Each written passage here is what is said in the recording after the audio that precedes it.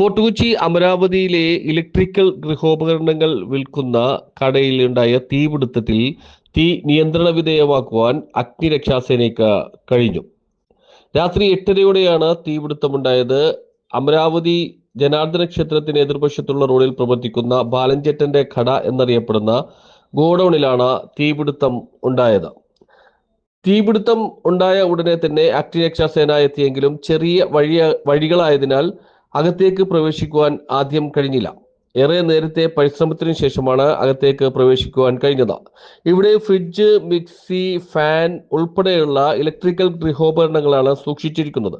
അതുകൊണ്ട് തന്നെ തീപിടുത്തത്തിൽ വലിയ വലിയ വലിയ പ്രയാസമാണ് ഉണ്ടായത്. ഇതിനുള്ളിലുള്ള ഗ്യാസും മറ്റും പൊട്ടിത്തെറിച്ച് തീ കൂടുതൽ തീവ്രതയിലേക്ക് എത്തുകയായിരുന്നു.